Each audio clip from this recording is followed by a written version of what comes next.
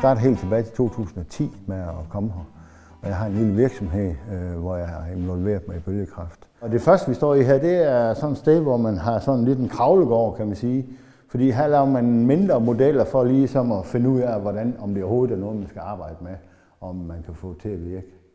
Og når vi så går videre ind her,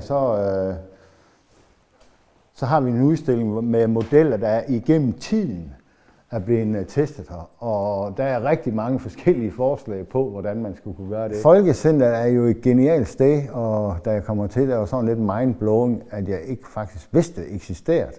Men der er jo center, der er jo for SMV'er, og det er jo, hvad skal man sige, statsfinansieret. Og det er simpelthen genialt, fordi vi kan ikke selv gøre det. Vi har jo slet ikke den bemanding, der skal til for at kunne for eksempel programmere. Man har brug for noget juristarbejde, man har brug for, skal der søges patent, eller skal vi lade være med at søge patent? Hvor kan vi hente lidt flere midler til at komme videre?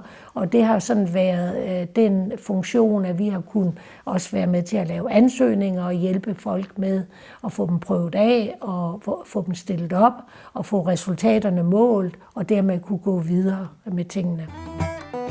Og så gør man det her, at man tager trainees, specielle ingeniører. Og her er det en mulighed for små virksomheder at bruge de her studerende over toppen af anlæg. Og derhen kommer vi til en point-ups op, og så ligger der nogle andre roterende typer her. Ja, jeg starter faktisk med at gå rundt hernede og optimere udstillingen, som vi faktisk står i her, som er for bølgekraft. Og igennem det der møder jeg en franskmand. Ronan, han er interesseret sig for bølgekraft og er faktisk i gang med selv at lave et lille projekt omkring det. Og så spørger han mig til råd om forskellige ting, og jeg prøver at hjælpe ham så godt jeg kan. Og da han er færdig, så skriver han en mail til mig, om vi kender nogen, der har brug for sådan en som ham i praktik. Så vi sagde selv ja til at tage ham og brugte ham i 10 uger.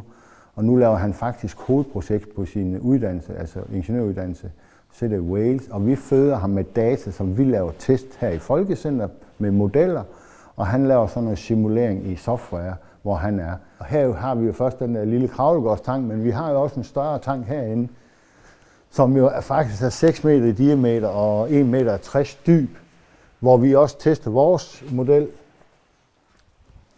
Og nu er det selvfølgelig et laboratorieagtigt sted, men vi har altså en tank heroppe, hvor man kan teste sit udstyr, og det kan sættes op, som man har lyst til.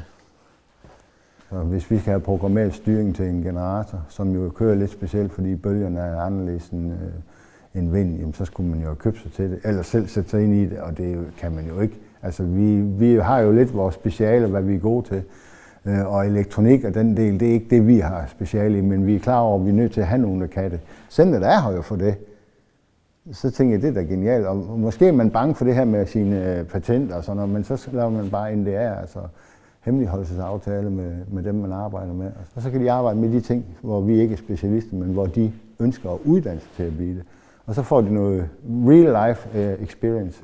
Det er da guld værd, og jeg forstår ikke, at der bare ikke vælter ind med SMV'er hernede, fordi de sætter alle sammen, det ved jeg har prøvet det her mange gange, man sætter alle sammen der med sine små ting, og det er jo virkelig tunge opgaver, hvis man skal gøre det hele selv, så det skal man ikke. Man skal herned og få den hjælp, man kan få.